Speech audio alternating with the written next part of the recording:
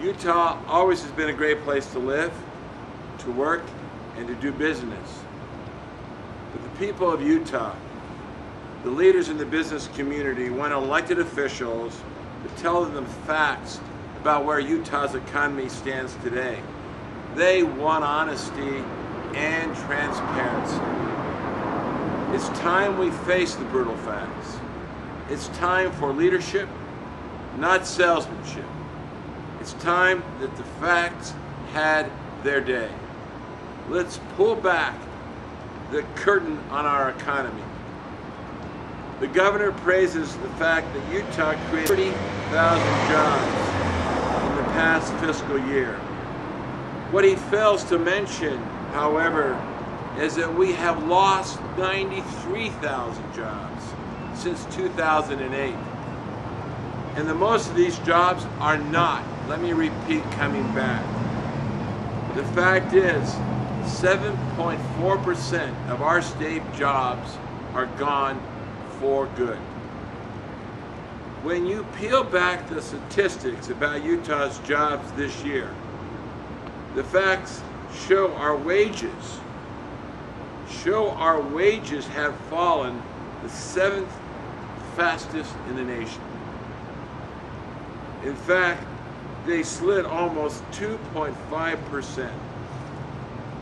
The decrease is nearly double the national average. The bottom line is this. In 2011, Utah workers made $1,047 less than they made in 2010. Our wages were already about 10% below the national average. Utah workers made about $4,000 less than the national average, even before wages fell further behind last year. What's more, we are not doing enough to ensure families earn the living wages they deserve. The fact is, our current median wage is a full 32% less than the minimum wage for a family of 5. And when you look at our household income levels, we're not just falling behind others. We're not just falling behind where we need to be for our future. We're falling behind where we were 15 years ago. Simply put, the median household income in our state right now is $1,151 less than it was in 1997. Our state leaders are selling Utahns. They're selling us as cheap labor. In fact, the current administration promotes cheap workforce as a means of attracting business to our state, as if we were a third world country. I recognize that low wages do nothing but cripple our economy and degrade working citizens. The dignity of a decent wage and of more income for the middle class families seems to be lost on this governor and the leadership of our state. My plan, Utah One, will recognize the values of our workers and their need to earn a living wage. Our governor and our legislature claim our unemployment rate is lower than the rest of the country. But in reality, this is important, but in reality, unemployment has increased since the start of the year under the governor's watch. Today, 81,000 people are looking for work in Utah, a number about the population of Ogden. 1,000 more are underemployed, 1,000 more than that have given up altogether. I talk to young Utahns every day. They have quit looking for work, they have moved back to home, or going to school. I talk to men and women, moms and dads who have worked hard all their lives, but they have lost their jobs under this governor. They are living every day in the hopelessness and the despair of unemployment. Now let's look at data from the Department of Workforce Services. 5.7% of Utahns have dropped out of the labor force because they cannot find work. The worst decline in the nation.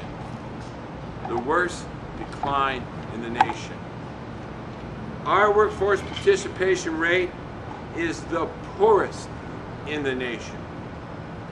After factoring in those who have given up looking for work, the effective unemployment rate in Utah is 11.7%, which is higher than the national employment rate of 8.3%.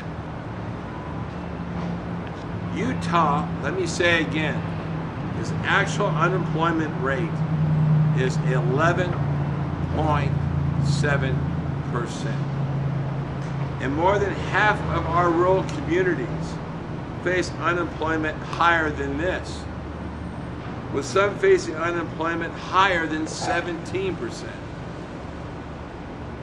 Did you know our current leadership was outmaneuvered, for example, in Oklahoma State, when it came to deciding which military base the Air Force would plan its future around, Hill or Tinker? Oklahoma State won. They purchased the GM factory, they leased it to the Air Force at $1 per year, encouraged a mission expansion there. They knew the value of military jobs. Now they have a 3-star base, more jobs, more clout, and they have Utah leaders to thank for being asleep at the switch while a significant portion of Hill's jobs and mission moved to a state that simply wanted it more and was willing to work harder for it. You all know Hill is the 6th largest employer. It provides 24,000 Utahns with high-paying work. And because our leaders have neglected it, the base is potentially on the chopping block for realignment and closure. The population of northern Utah can't afford a hit like this, and neither can Utah's economy. In addition, the state plans to spend $646 million in tax breaks to entice predominantly out-of-state businesses to set up shop in Utah. This is supposed to create 37,000 jobs, but it will cost Utah taxpayers at least $17,000 per job, assuming all 30,000 jobs are created. Where are the tax incentives for our current small businesses, which makes up 97% of Utah's employers? There are 58,000 small businesses in Utah. They account for nearly half our private sector's jobs.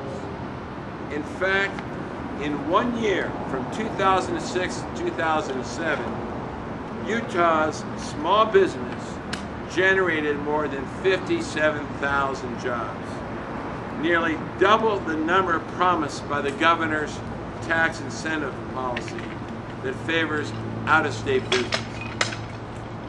Now, to be eligible for the Utah tax incentive, businesses have to create 50 or more jobs. This really favors big business and excludes the vast majority of Utah small businesses.